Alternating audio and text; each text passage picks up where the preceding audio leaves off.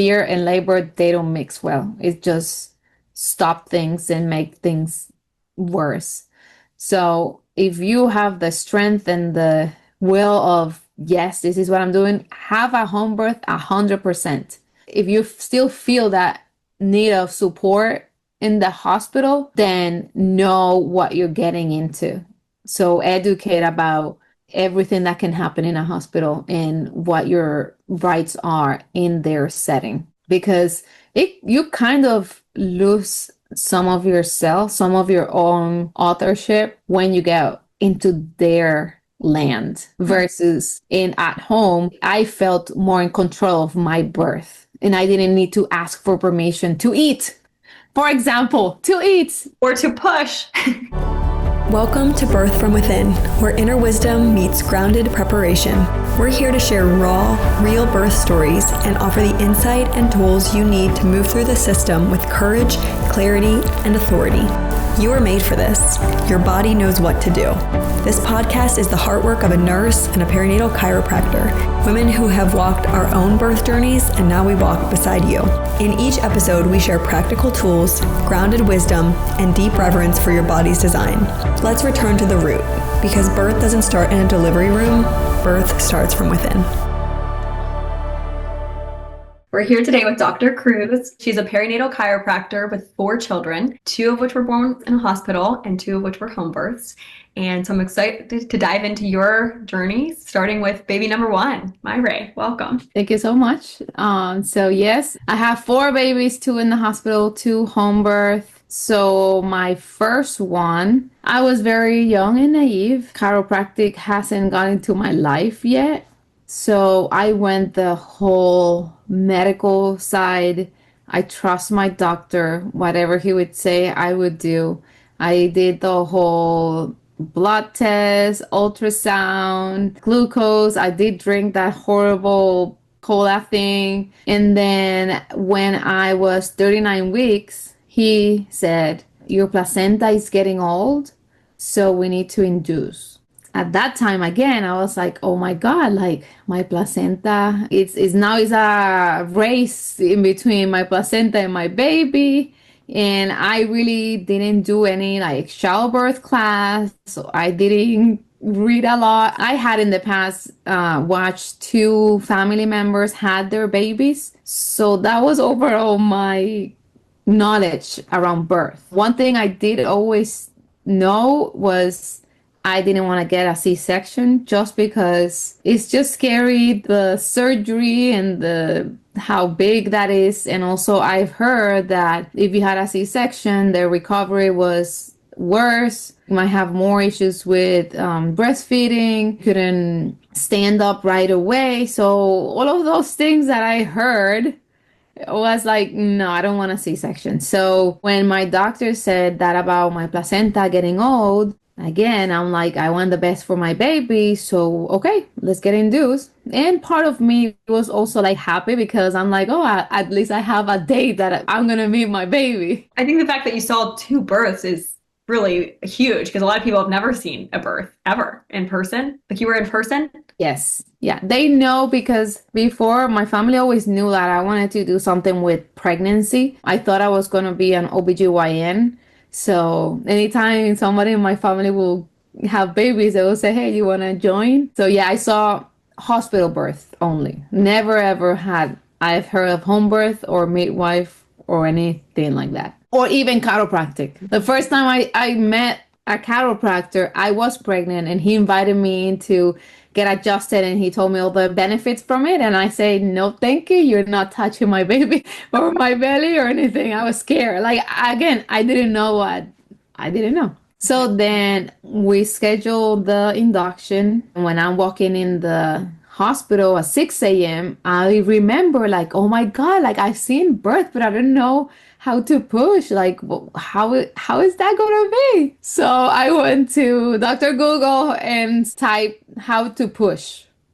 That was my childbirth education right there. I remember reading something that said, well, you remember the word relax And then you breathe in re and breathe out lax and keep the rhythm. And like breathing was so important because it would help with pain. So that's all I knew before going in. And who was with you? My husband went with me. Again, we were both young, naive, very excited because we were going to meet our baby, but nothing else. In terms of preparation, he had no preparation at all.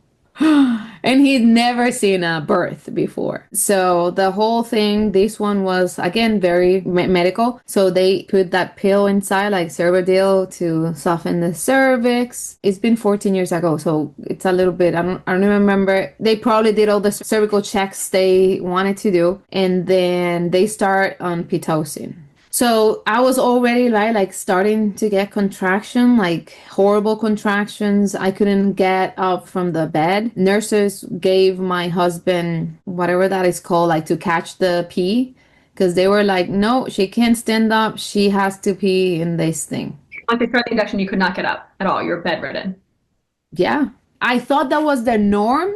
So I didn't ask to get up or to move or none of that. I was like, well, I'm here with a IV with medicine pumping, horrible contractions that I just held so strong to those bed rails. I kept it all in, but it was so intense. Like I felt my body was like shedding into pieces, like breaking. And then having the doctor come in and check, oh, well, you're not dilating enough. We might end up in a C-section. And I said, well, I don't want a C-section, so whatever you have to do. And then he will go out, give me some time, and come back in the same, well, you're still not dilated enough. At that point, I said, okay, what else can we do? Because again, I was freaked out for that surgery. I didn't want to have a C-section. And he said, well, I can break your water. And I'm like, okay, break my water. So I heard the pop, and this was at around 10:30. I started at 6 a.m. the induction. AM or PM? AM. So that's when he broke my water, and those contractions were like 10 times worse than what it was before. Again, he leaves the room, and when he's about to come back, the nurses, I hear that, the doctor, where's the doctor? Don't push, don't push. Like, I guess I was already crowning there. Again, I didn't know what was happening, but everybody freaked out when that happened. And the doctor came in, tried to put like one or two sleeves, and like nobody could tie it up because he was already with his hand there catching the baby. Also, the support that I had from my husband was ice chips, because that's the only thing that you could have there. I remember I was like shaking a lot. I don't know if it was so much adrenaline. I don't know. It was so intense, the whole thing. When those contractions started to then my water breaking to having the baby, it wasn't that long. It was 11 something, like before noon, I already had my baby, thankfully. And yeah, like under 6 hours? Yes. Wow. 6 a.m. to noon. Wow. And the pushing was like maybe 2 or 3 pushes and baby was out. But I was again on my back with my legs propped up, and yeah, the whole medical traditional route. My husband almost passed out. I saw him with his knees down, and he said he was praying, but then he said I was almost going to pass out, so I couldn't see that anymore. It was pretty quick, and I was lucky that I didn't get the C-section, because most of the time you're getting induction, and it's a very high percentage that you'll get a C-section. You said you did no kind of class or education at all, or like a birth plan? Did you go in with any kind of anything besides I don't want a C-section? No, because again, I didn't know that you could do birth plans. I didn't know there's childbirth education. The only thing that I did was with the WIC, they used to host breastfeeding classes. So I was very well educated in breastfeeding and why I wanted to breastfeed and the benefits of baby and mom. But other than that, honestly, was that like, I don't want a C-section, and do whatever you need to do in order for me to have this baby vaginal. Yes. Wow. And you did it. What about pain management? Like, you didn't want a C-section. Did they offer you different things to help support your pain? Did you get anything to support your pain? No. And again, I don't remember even if they had the chance for an epidural because everything was so quick. But that also, it was another thing that I know I didn't want epidurals because of stories that I heard that epidurals can cause lower back pain for the rest of your life. So I was like, I want to do it as natural as I can and with the least amount of also pain medication even after I had the baby because yeah, they will offer, oh, you want Percocet, I think, for pain. And I'm like, no, I want to breastfeed. So I was like, I'm good. I was in pain, but for me, it was more worth the breastfeeding, the success of me breastfeeding my baby than any pain. Like, I mean, I already had went through so much pain that it was like a little pain that I was feeling. So looking back, do you wish you had known more Oh with my our God, yes. baby? Yeah.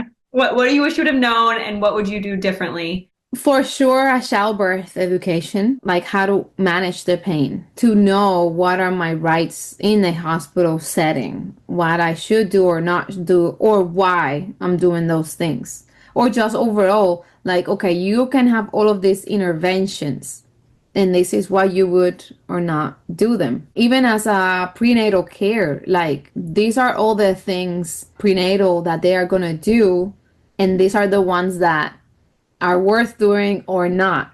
Like the ultrasounds, like I think was getting an ultrasound every time I would go. And it was, oh, do you want to see your baby today? So, I mean, again, of course. So let's do it. You would not do that now, No, you think? Oh, why? because now I'm a chiropractor and I know or seen the research with ultrasounds. I still do the 20 weeks one that is the anatomy check to know that everything is good, even though, you know, it might or might not give you that much information, but that's the only one that I would still do. And I did it even with my home birth. If somebody would ask me again, like, oh, do you want to see my baby? I would say, no, the baby is fine. Can you elaborate on that? How do you know that the baby's fine? Because I feel my baby moving. Like listening, like being very in tune. Yes. Like I can feel hiccups, I can feel kicks, I can feel just activity. So is my baby is moving, then everything should be fine. How did you feel after, even though you didn't have many expectations, you didn't want a C-section and you went in and they threw a lot of things at you and you had an induction, they broke your water, but you did meet your goal. So how did you feel after that birth about yourself, about the experience? So I like the experience because it was fast, right? Like I didn't have a lot of complications in between. So I thought it was great birth. What really affected me was the postpartum phase. I was very young. My mom did stay with me that night. So I felt like, you know, she knows what she's doing, so she can help me.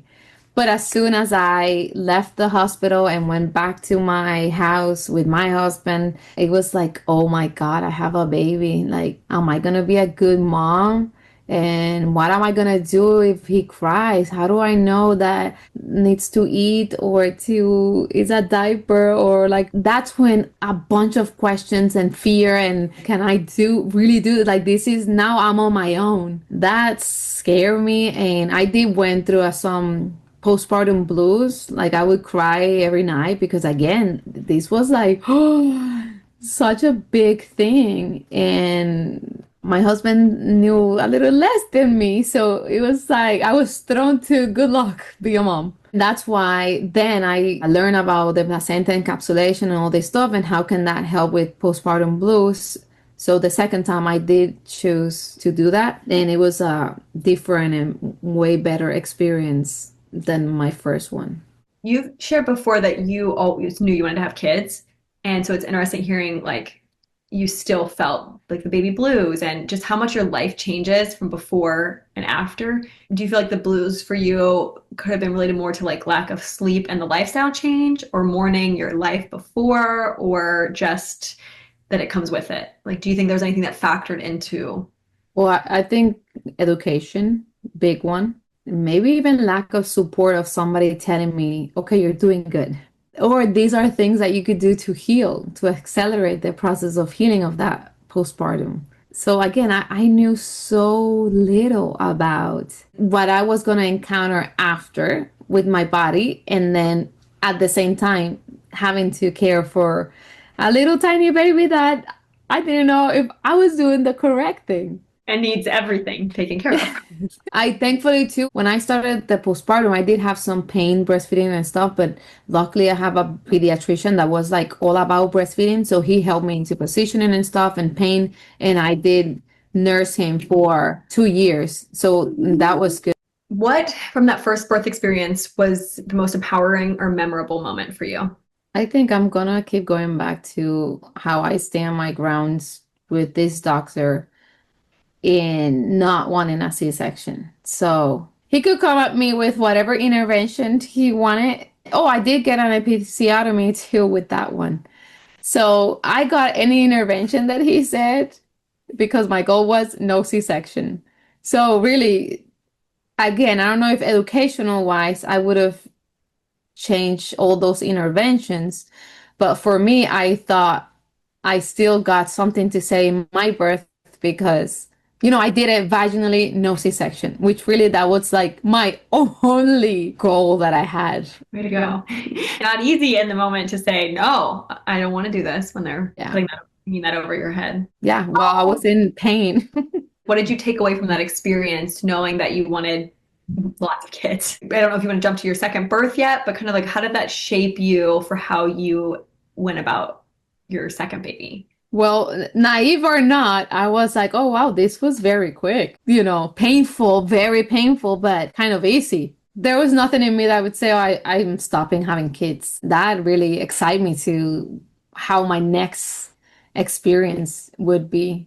My family is big. I grew up in a house with 3 other siblings. So for me, it was very fun to have so many kids around and crazy. Like, I don't know what it is to be not having siblings around. So for me, again, I wanted to, have a house full of kids. In that experience, even though now what I know, I would have done a lot of stuff different. I was lucky and blessed that I had that outcome that kept me into, let's have the next baby. What surprised you the most? You use the word easy, but the quickness of it, or was there something else that was surprising to you? Well, no, the pain for me was surprising because I was expecting pain, but I didn't expect for my body to feel like it was breaking, all my bones breaking. Like it was intense. Intense. And again, I didn't have support. I didn't have a doula. Nobody was doing counter pressures. No one was telling me change position. I laid on that bed and that's how everything ended up. In that experience, how strong and intense was the pain, that was surprising. What would you tell another mom about to give birth for the first time that also maybe doesn't want a C-section or wants unmedicated birth experience, like those two pieces that you did come out with? Well, definitely get educated into everything, what entails pregnancy, birth, postpartum, in terms of interventions, in terms of what my rights are in a hospital setting, because they can ask and they can throw a bunch of stuff to you. And we sometimes don't know that we do have a say, even in a hospital setting.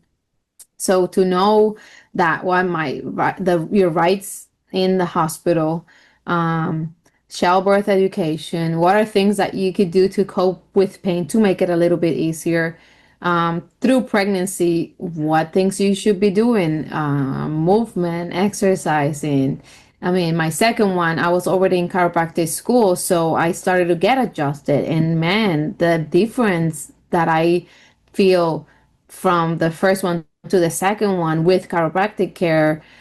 I mean, obviously, then I had chiropractic for all the other ones. In pregnancy, you don't need to be uncomfortable. You don't need to be in pain. You don't need to waddle at the end because there are things that you could do to prep your body too. Again, I think I was very lucky to have that type of birth. Maybe I was very young too. So, it was my first time, but the body is younger, more energy, moving more, less stress. That could have played a big role in all of that. Yeah, like get education. Education is big. in terms of making decisions and knowing what can be thrown to you. Would you elaborate more on know your rights in a hospital? You didn't, you shared, but how did you learn them, and like what did that change for you in knowing your rights, and what rights do women have that they don't know are there? To start the whole IV thing right away when you get to the hospital, I mean, you don't need one at all, or you can ask for the port. So you're not connected to anything. It's just in your hand, just in case. So that one, simple one, like to know you have a choice there. When the baby's born, like it doesn't have to go right to bathe the baby, cut the cord, like doing all this stuff so quick. Baby can come to me first and I have the time, and then whatever needs to be done, be done. This is also the importance of communicating all of this to your OB and knowing how open they are to all of this. Because even though we have rights, when we go to that, we're going to their house. So there's a lot of stuff that, yes, we can talk about it, but sometimes is that right? Like that fear and not educated. Like, I don't know if I'm doing this just because I'm saying I'm gonna do it, or if there's really a medical, reasoning. Once you're in the hospital, it's very hard to fight them because again, we are in their place. And then if we are not doing what they're saying, then if something goes wrong, well, I told you. This is more for the baby. All the other interventions like they do right away after birth, you don't need to do them all. There's stuff that you can say, no, I don't want to do this and this and this and this. But again, if you don't have the education, you don't know that you could opt out of the antibiotic in your eyes. You don't know that you can opt out of all the other things that they do to babies. That's where it goes back to a one size fits all. Having been a postpartum nurse, it's like every baby has the same thing they require. So when I was the neonatal assessment nurse, I had to go within an hour and complete my assessment. Like that was my window. And so some days the hospital was so busy, like we had a lot of babies a day. And so I would have 18 to 20 babies to assess in my shift. And when you wanted that baby right away. And so this is back into like 2012. And throughout that year, more had come out about how important it was to have skin to skin in that first hour. And so things were shifting to try to do more of an assessment on a mom's chest. But I remember one time a mom was like, wouldn't let me take the baby. And you're like, that's just a hindrance to what I have to get done. Like I was a 22-year-old new nurse. Like I didn't have the knowledge or perspective that, oh, this baby, like this is her baby that should be on her chest and not separated. It's like, oh, I need to measure and weigh the baby and give the baby a vitamin K shot and the erythromycin ointment. And they used to do cord dye on the umbilical cord that was cut right away. Even as a nurse, you're not really looking into like, why wouldn't you do that? Or it's like, no, I have to get this done. And then I had to leave and come back. And I just feel like that's it. Like you're one woman in a mass of people having a baby, and there's so much staff, and not to show that, but just like you said, of like, no, you could just say no. Even if they look at you with that bad face, or even whatever comment they say, it's still your baby, still your birth, my rights. Absolutely. Because they'll come to you and say, it's time for this thing. And it's hard to say like, nope, but you can't, it doesn't feel like it. And so a lot of people don't know. And that's when, again, education and the support, because I was with my husband, but if my husband would be on board with me and say, if I say no, then he says no. And then there's more people supporting what my wish is easier too. That first time, did you feel like you two were a united front, you and your husband? He was really, whatever you want to do. He was very supportive of me, so he trusted that I knew everything, and whatever I wanted to do, that's what we would do. But again, my first baby got the whole thing, all the shots, all the ointment, all the right away cut the cord. Again, the only thing, because I knew about that breastfeeding class that I take, I did say I want to nurse. So once you're done, give me my baby so I can nurse. So he went to my breast right away after all those. interventions. That's such a good example of the two things you were educated about that you wanted, you did make happen for yourself, right? Like you wanted to breastfeed and it was important, so you fought for that and made it happen. You didn't want a C-section, and so you went down a path that you were your own advocate, but it is a cool thing of how much knowledge is power and how you make different decisions when you are educated. Yes. So how many years was it until you had your second baby, and how did this first experience play into decisions you made the second time around, starting with your pregnancy? So it was like 4 years in between, but I was already in chiropractic school. And when you get into that, it's a whole new world. I mean, from diet to exercise to your mental, like it's a whole new world, a very healthy bubble of what, the best of the best you should be doing. So in there, I knew about midwife and, there are OBs that midwife practice with. And then I was already with pediatric classes and pregnancy classes, and I would hear how other people were having home births. I was hearing about like the ultrasound. That's when I really started like diving deeper into what pregnancy care looks like and what a labor looked like. From that last birth to this one, again, I knew I wanted vaginal. I knew I wanted to breastfeed, but I didn't want to buy more into what the doctor was saying. So this time, with all the information that I had, first I found a hospital that had water birth in it and a practice that had OBs and midwives. And then I always asked for the midwife. And that conversation that I had with her, I said, okay, so are you okay with X, Y, and Z? And she's like, yeah, sure. And then why do you practice with an OB? Which she said, we are here because we have their support. And if we need, C-section or whatever things that they can't do, then they have them in there. But she said, but you're rarely going to see an OB. You're probably going to see me a bunch. And then I said, okay, so then the other thing is when the baby's coming and the head is there, are you okay to not touch the baby and not touch anything? Because in training, I've heard how much pressure that it is and how hard and traumatic for that nervous system to yank the head out of the mother. So that was another request that I had, if she was okay with letting the baby do its thing and not touch the head. And she was like, yeah, we're fine with that too. So, I felt comfortable having a midwife. At this point, I didn't know what a doula was either. I didn't know that I needed one. And then because of this hospital had water birth, so I felt more comfortable. Oh, I'm going to have a water birth. I'm going to be more natural now. Which when I told that to my family, they were like, oh, what? Are you a dolphin now? You want to birth in the water? I didn't care. I said, yes, that's what my wish is. And I was learning about all of the natural thing and all that, what you can do and how natural birth is. But I still was fearful of, ooh, what if something happens? So having the hospital there made me feel like, okay, at least somebody is gonna, care for me in an emergency. The other thing I remember learning was like as soon as I had contractions, I didn't have to go right away to the hospital. I could labor. They talk about, how you can labor at home as much as you want.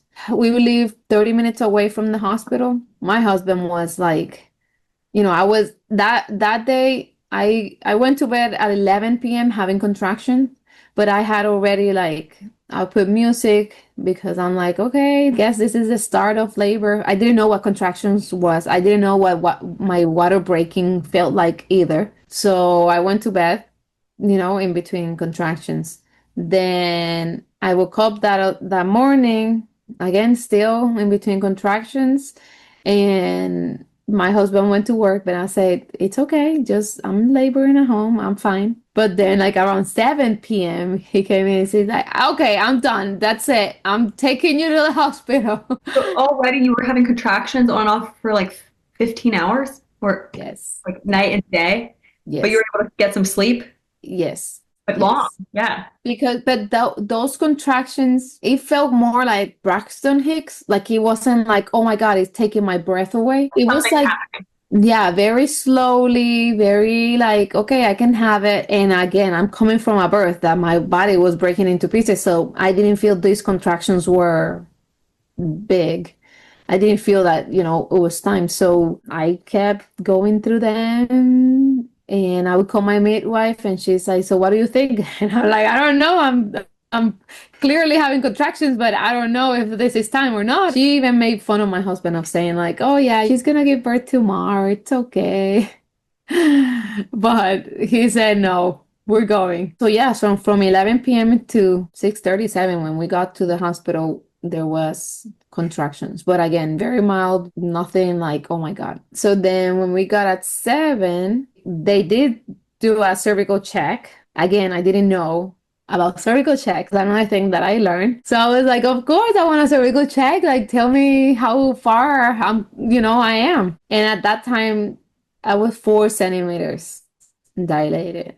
They told me, well, you could pump and that will help with oxytocin, with contractions. You can walk. They did give me some options. And I said, well, I didn't have a pump. I didn't want to use that. I was also fearful of my husband doing that to me. It was like shy, embarrassing. Yeah. Even though they were like, oh, we'll close the door and you guys do your thing. And I'm like, yeah, that's not happening. So I chose to go walk. So we started to walk around the floor. And in between contractions, I would stop, get through my contraction, and keep walking. Again, they came back, did another cervical check. I was 7, and she said, okay, you need to do power walks. No walking, but like almost running. We were like, okay, I'm doing power walks because again, I'm doing this, no medications. Like I didn't have a IV. I wasn't stuck to the bed. I could move. I was gonna say already night and day from your first, Yes. where you were Yes. bedridden. And Yes. So we did power walks and power walks and power walks. And that's when everything got like super intense. At that point, I just wanted to be in the bed. There was a lot of stuff coming out of me. We were now in the room, like kind of, they were prepping the room for birth and all that stuff because they knew it was kind of close. That's when the nurses started giving me all this bunch of papers to say, oh, sign all of this paperwork saying you want to do the ointment, you want to do the shot, you want to do all of this stuff that I said in the beginning when we got there. I don't want to do any of this. So then my water was breaking while that was happening because while she was explaining all this stuff that I have to sign, I was feeling like I was peeing myself. So I'm like, I think I peed myself. And she was like, oh, no, no, no, that's your water breaking. And then she took a towel sweep to see what was it. And then it was green. So that's when she said, oh, this is meconium. You are not able to do a water birth. Anyways, the top wasn't filled up.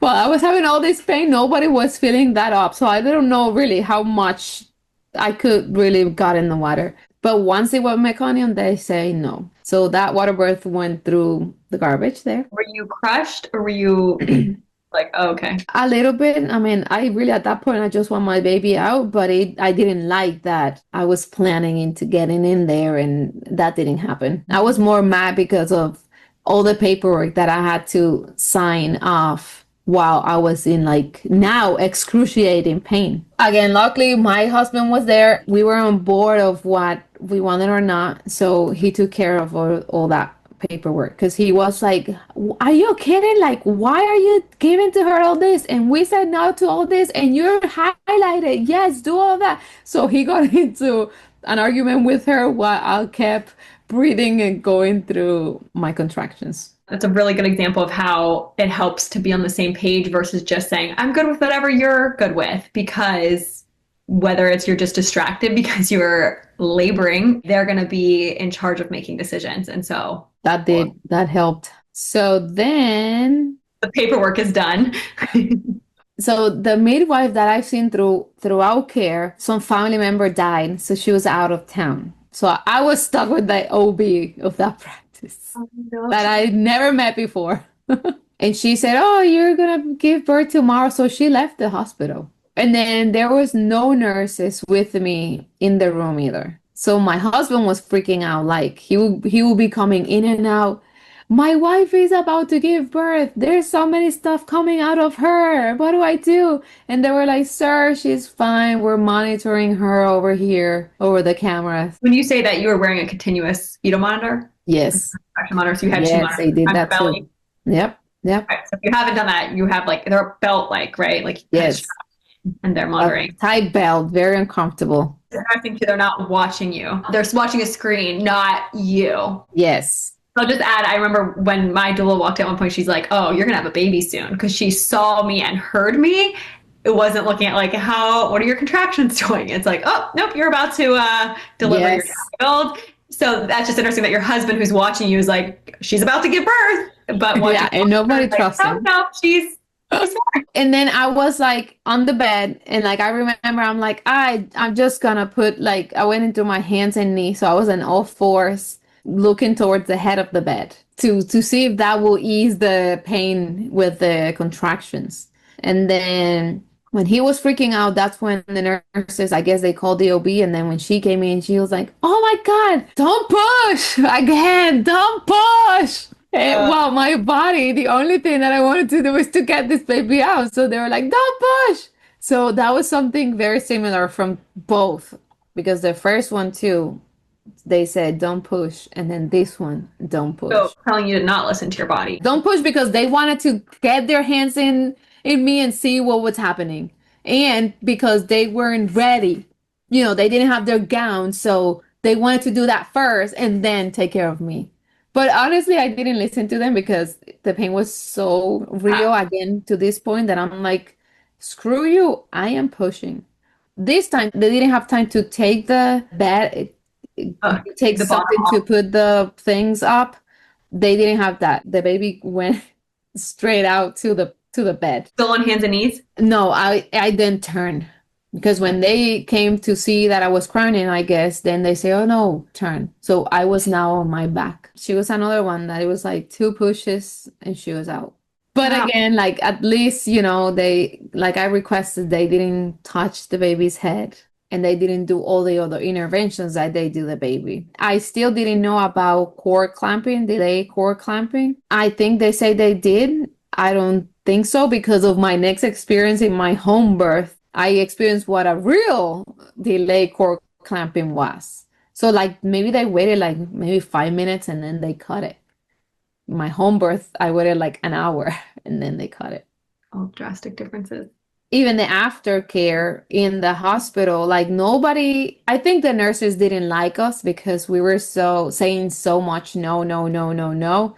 So like afterwards, the nurses didn't give me like whatever to soothe the pain. It was the OB that came in and say, so have they given you the ice bag and, all these things too? And I was like, no, no, no. And she was like, oh my God. So she went and brought all that stuff. But I believe it's because they didn't like us because of how we were saying no to them. I gave birth like around 11:50 p.m. And then the other thing about the hospital was that they can discharge you in 24 hours. So we stayed the 24 hours. So at 11:50 the next day, I was out of there.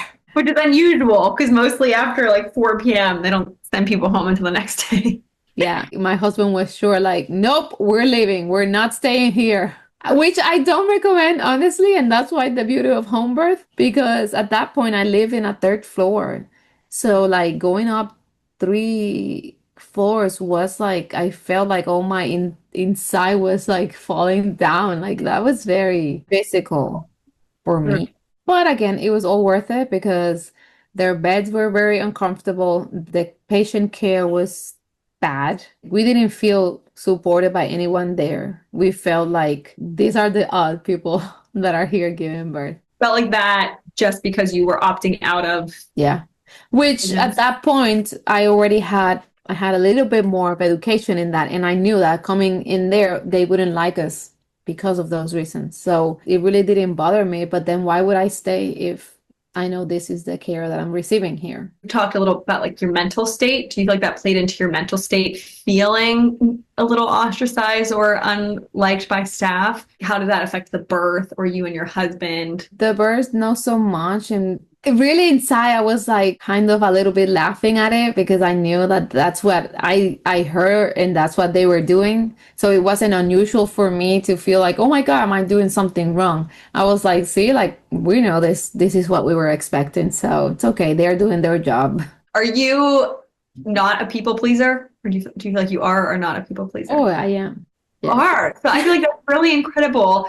You had asked me when we talked, like why certain things are so in my head.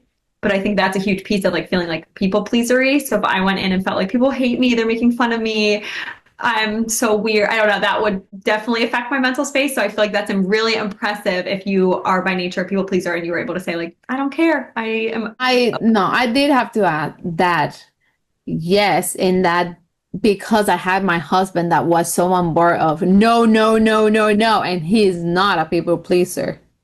That made me feel safe and comfortable of saying no too.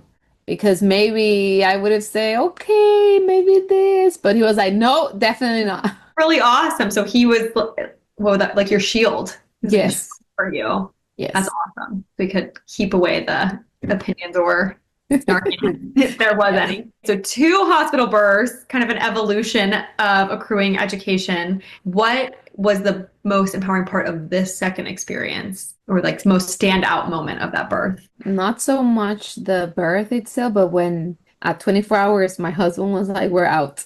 I would never have done that. He did it. So like the moment I put my body in my bed, I was like, oh, so much better, because it's like all this terror, all this fight, all this, was done. Now it's like me, my baby, and my husband. So even though you wouldn't have done it, you are actually glad you did it? Yes.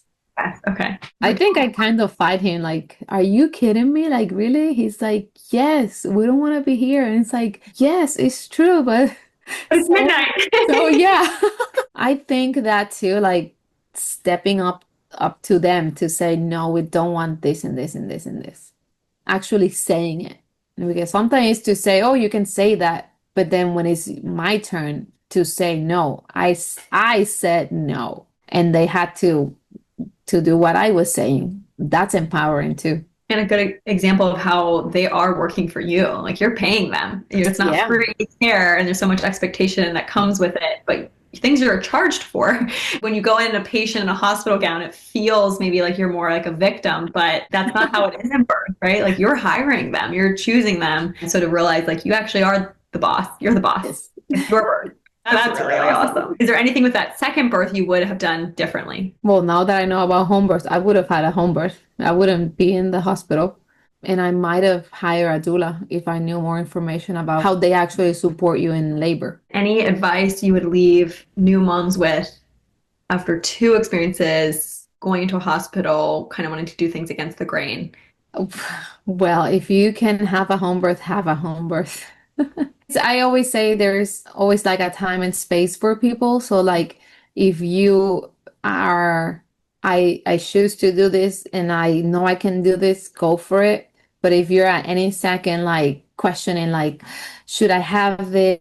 What if something goes wrong? Like you're already inviting fear to the conversation, and fear and labor, they don't mix well. It just stop things and make things worse.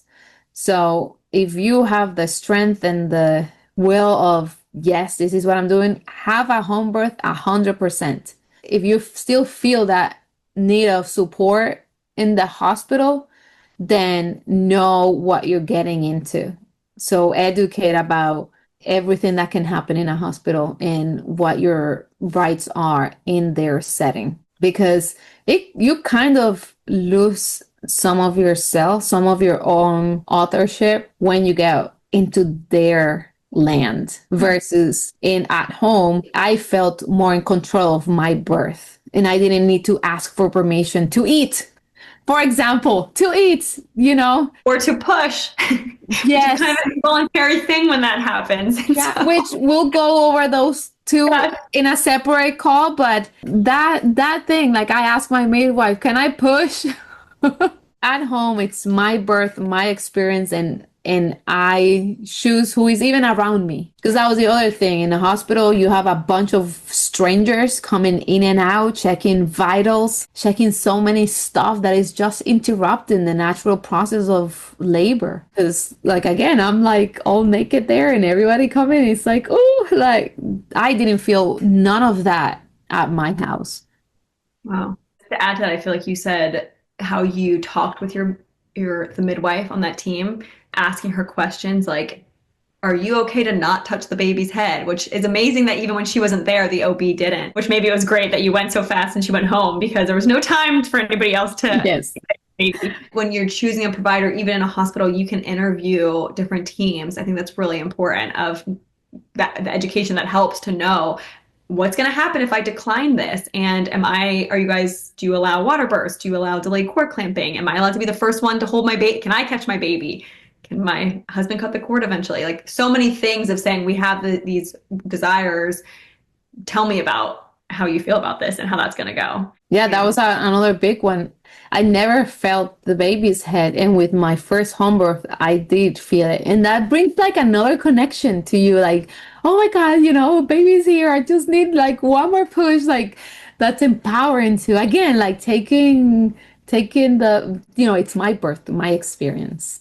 Thank you so much, Meyre, for walking us through those stories. How awesome to be empowered and to get to go somewhere and do something against the grain and come out with a really positive story. So that's exciting. And I can't wait to hear about your home births next time. Yeah, you're welcome. Thank you so much.